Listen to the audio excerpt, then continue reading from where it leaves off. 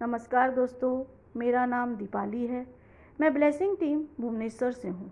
दोस्तों, अभी हम अनस्तीसिया यानी कि व्लादिमीर मिग्रे की रचना अनस्तीसिया के चैप्टर 11 में हैं, जिसका शीर्षक है अनस्तीसियास एडवाइस या अनस्तीसिया की सलाह। उसी चैप्टर के अंतर्गत आज हम उसके खंड 2 की ओर बढ़ रहे हैं, जिसका शीर्षक है हु स्टन द बीज या मधुमक्खियाँ किसे डंक मारती हैं या मधुमक्खियाँ क्यों डंक मारती हैं।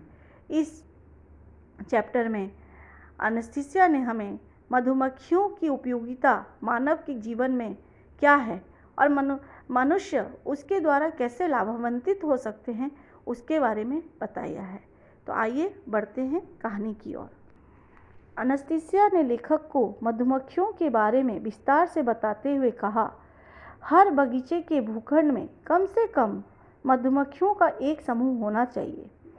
तब लेखक ने अनस्तीसिया से कहा, हमारे समाज में बहुत कम लोग हैं जो मधुमक्खियों से संवाद कर सकते हैं। इसके लिए विशेष प्रशिक्षण की आवश्यकता होती है और हर कोई इसमें सफल नहीं हो सकता। तब अनस्तीसिया ने लेखक को प्रत्युत्तर में कहा, हाँ मुझे पता है व्लादिमीर, पृथ्वी में केवल पिछली शताब्दियों में 2 भिक्षु हैं जो इस अद्वितीय जीवन स्वरूप के समझने और के इतने करीब हैं जो कि उनकी मौजूदा पुस्तक मठ अभिलेखाकार में आप पढ़ सकते हैं। तब लेखक आश्चर्यचकित होते ही अनस्तीसिया से कहा, अनस्तीसिया, आपने चर्च साहित्य भी पढ़ा है, मगर आपके पास तो एक भी पुस्तक नहीं है। तब अनस्तीसिया कहती है, लेकिन व्लादिमीर, मेरे पास जानकारी प्राप्त करने के और भी तरीके हैं। लेखक अनस्तीसिया से कहते हैं, अनस्तीसिया, आप किस तरीके की बात कर रहे हैं? आपने मुझसे वादा किया था कि आप कोई भी रहस्यमयी तरीके से बात नहीं करेंगे या बात को घुमा फिरा के मुझसे नहीं करेंगे। आप फिर से वही कर रही हैं। तब अनस्तीसिया ने कहा, ठीक है व्लादिमीर, मैं आपको सब कुछ सरल और स्वाभाविक तरीके से समझाने की कोशिश करूंगी कि मधुमक्खियों को किस तरह से एक भूखंड में रखना चाहिए। आपको बस इतना करना होगा कि मधुमक्खियों के लिए प्राकृतिक परिस्थितियों में एक छत्ता बनाना होगा। उसके बाद केवल एक चीज़ की आवश्यकता होती है कि मधुमक्खियाँ उस छत्ते में जाएं और शहद, मोम और अन्य प्राकृतिक पदार्थ का एक हिस्सा जो मानव जीवन के लिए बहुत ही लाभदायी और उपयोग हो, उसे वहाँ पे पैदा करें। लेखक हस्तक्षेप करते हुए कहते हैं, अनस्तीसिया, यह बिल्कुल भी सरल नहीं है। कौन जानता है कि प्राकृतिक छत्ता कैसे दिखता है और उसमें किन किन सामग्रियों की आवश्यकता होती है? क्या आप इसे हमें इसकी जानकारी दे सकती हैं जिससे यह संभव हो सके, यानी कि हमारे द्वारा एक प्राकृतिक मधुमक्खी का छत्ता हमारे भूखंड में बनाना संभव हो सके। अनस्तीसिया हंसी और कहा, ठीक है, फिर आपको थोड़ा इंतज़ार करना होगा।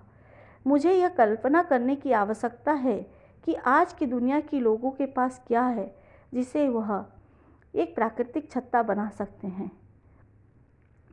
ठीक है, इसको मैं कोशिश करके आपको बताती हूँ। और इस तरह वह घास पर लेट गई, जैसा कि वो हमेशा करती थी जब भी उसे दूर किसी व्यक्ति से संपर्क साधना होता था। और लेखक कहते हैं, मैं उसे ध्यान से देखने लगा। वो घास पर लेट गई, उसकी दोनों बाहें अलग अलग दिशा में फैल गई। हथेलियाँ चारों की साथ की 4 उंगलियाँ आंशिक रूप से मुड़ी हुई थी ताकि उंगलियों की पोर जमीन को छू सके। उसकी आंखें बंद थी। उसका पूरा शरीर शिथिल हो गया था, चेहरा ढीला हो गया था और वह भावनात्मक रूप से अपने दिमाग में एक रूहानी आकृति तैयार कर रही थी।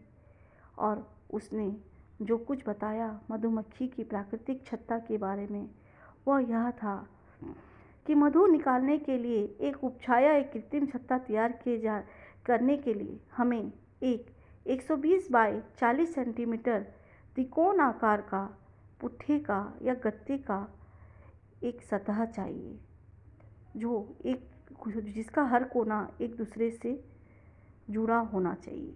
उसकी रचना इस तरह से होनी चाहिए कि वह आराम से पेड़ में लटका दिया जाए और फिट हो जाए, और फिर थोड़ी सी घास और कपड़ों द्वारा उसे ढक दिया जाए। यह नकली छत्ता पेड़ या घर की छत पर स्थापित किया जाए। फिर मधुमक्खियों के बाहर उड़ने से लोगों को जो परेशानी होती है, यह नहीं होगी।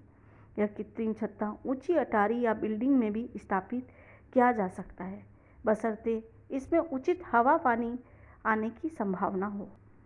केवल एक चीज़ है जो आपको सुनिश्चित करने की आवश्यकता है, आपके पास छत्ते के लिए उचित पहुंच हो ताकि आप छत्ते को हटा सकें। अन्यथा छत्ते को एक छोटे से मंच पर खड़ा करना होगा जो धूप से बचाने के लिए एक चंदवा लगाना चाहिए, और सर्दियों में इसे किसी कपड़े द्वारा ढका जा सकता है। मैंने एनेस्थीसिया को टिप्पणी की, इस प्रकार का छत्ता भारी हो सकता है और मंच और चंदवा घर की उपस्थिति को खराब कर सकता है। उस मामले में क्या करना है? उसने मुझे थोड़ा आश्चर्यचकित देखा और फिर मुझे घबरा देने वाला और आश्चर्यचकित कर देने वाला जवाब दिया। वह कहती है, मधुमक्खियाँ पालन करने वाले वास्तव में इस बारे में सही तरीके से नहीं जानते। मेरे दादाजी ने मुझे इस बारे में बताया। मधुमक्खियाँ पालन करने वाले ने आज एक छत्ता बनाने के विभिन्न तरीकों को अपनाया है, लेकिन उन सब में लगातार मानवीय हस्तक्षेप होता है, जिससे छत्ते के चारों ओर फ्रेम लगा देते हैं और मधुमक्खियों को सर्दियों में अलग स्थान पर ले जाते हैं, जो उन्हें नहीं करना चाहिए। अपने दुश्मनों के खिलाफ और हवा पानी की रक्षा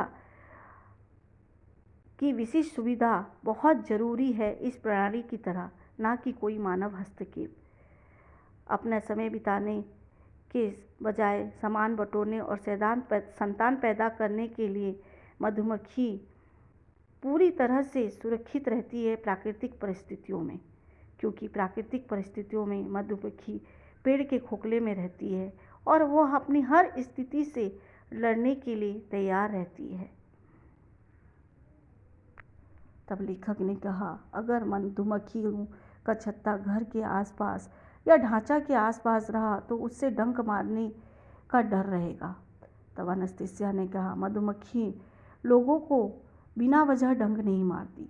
तब मधुमक्खियाँ तभी डंक मारती है जब लोग उनके प्रति आक्रामक व्यवहार करते हैं, उनसे छेड़छाड़ करते हैं, या मधुमक्खियों के प्रति उनके अंदर कोई चीड़ हो या डर हो, और मधुमक्खी इसे महसूस करती है और इस भावना को बर्दाश्त नहीं कर सकती है, इसलिए वह उस इंसान को डंक मारती है।